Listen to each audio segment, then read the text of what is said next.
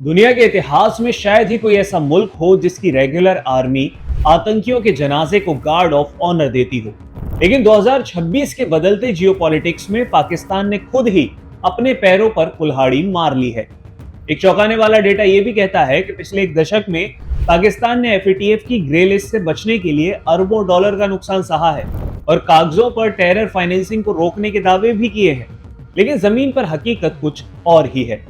हाल ही में लश्कर तैयबा के एक प्रोग्राम में पाकिस्तानी नेता शाहिद सियालवी के कबूलनामे ने वो सच बेपर्दा कर दिया है जिसे रावलपिंडी के जर्नल्स सालों से दुनिया से छिपाते हुए घूम रहे थे। ये एक नैरेटिव की जंग है और मुरीद के बहावलपुर का सच सामने आ चुका है। बात सिर्फ एक हमले की नहीं है, बात उस नैरेटिव की है जिसे भारत ने ग्लोबल लेवल पर स्थापित किया। भारत ने दुनिया को यह मनवा लिया था कि मुरीद के यानी कि लश्कर का गढ़ और बहावलपुर यानी कि जैश का हेडक्वार्टर कोई धार्मिक स्कूल नहीं है बल्कि आतंक की फैक्ट्रियां हैं। जब भारत ने पहलगाम हमले के जवाब में इन ठिकानों को धुआं धुआं कर दिया तो पाकिस्तान के पास दो ही रास्ते थे, या तो वो इन लाशों को गुमनाम गड्ढों में दबा देते या फिर उन्हें अपना मान लेते। शाहिद सियालवी का बयान ये साफ करता है कि पाकिस्तान की सेना ने यहाँ एक बड़ा स्ट्रेटेजिक शिफ्ट किया। पहली बार ऐसा हुआ कि इन आतंकियों के जनाजे किसी बाहर के आलिम या मुफ्ती ने नहीं बल्कि पाकिस्तानी फौज के खतीब यानी कि धार्मिक गुरु ने पढ़वाए थे। ये कोई छोटी बात नहीं है, ये एक स्टेट का आधिकारिक तौर पर आतंकवाद को अपना धर्म और अपनी जिम्मेदारी घोषित करना है। पाकिस्तान ने दुनिया की आंखों में धूल झोंकने के लिए एक नई चाल भी चली। जब भारत के सटीक हमलों में लश्कर और जैश के सैकड़ों गुर्गे मारे गए तो पाकिस्तान ने उन्हें फ्रीडम फाइटर्स का नया लेबल दे दिया। सियालवी खुद कैमरे पर कह रहा है कि फौजियों ने वर्दी पहनकर इन मैयतों को कंधा दिया। इस ड्रामे के पीछे का मकसद बहुत ही साफ था, पूरी दुनिया को यह मैसेज देना कि मरने वाले कोई ग्लोबल टेररिस्ट नहीं है बल्कि अपनी मिट्टी की आजादी के लिए लड़ने वाले जांबाज सिपाही थे। लेकिन यह दांव पाकिस्तान पर ही उल्टा पड़ गया। जैसे ही फौज ने उन जनाजों की जिम्मेदारी ली, उसने अनजाने में ही कबूलनामा कर लिया कि पाकिस्तान में सेना और आतंकी एक ही जिस्म के दो हिस्से हैं।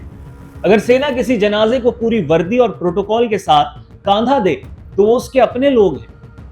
ये पाकिस्तान की नेशनल सिक्योरिटी पॉलिसी का वो डार्क चैप्टर है जिसे अब पूरी दुनिया लाइव देख चुकी है। हाफिज सईद और मसूद अजहर सेना के असली असेट्स हैं।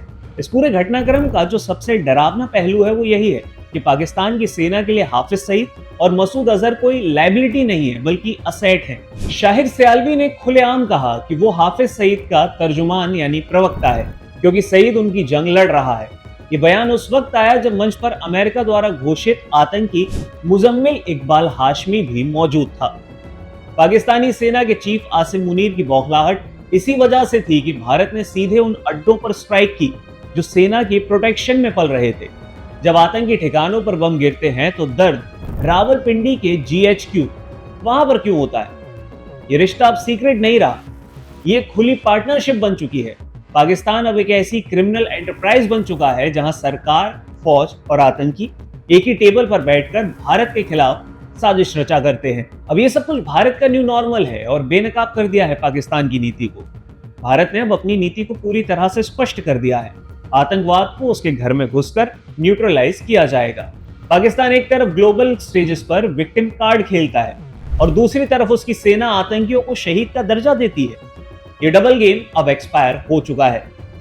सियालवी का ये बयान सबूत है कि कैसे पाकिस्तान की सियासत यानी कि वहां की स्टेट आतंक को पूरी तरह से मेनस्ट्रीम कर चुकी है। आज पाकिस्तान जिस आर्थिक बदहाली और महंगाई की मार को झेल रहा है उसकी जड़ें इन्हीं आतंकी अड्डों के पोषण में छिपी हुई हैं। लेकिन वहां की आर्मी आज भी आतंक को एक प्रॉक्सी वॉर हथियार की तरह इस्तेमाल करने के लालच में लगी हुई है। भारत की कार्रवाई ने न केवल उनके आतंकियों को खत्म किया बल्कि उनके उस सफेद झूठ को भी मटिया मेट कर दिया कि पाकिस्तान खुद आतंक से लड़ रहा है। असलियत तो यह है कि पाकिस्तान ही आतंकवाद का इकोसिस्टम है और अब ये बात इन बयानों के जरिए जग जाहिर हो चुकी है।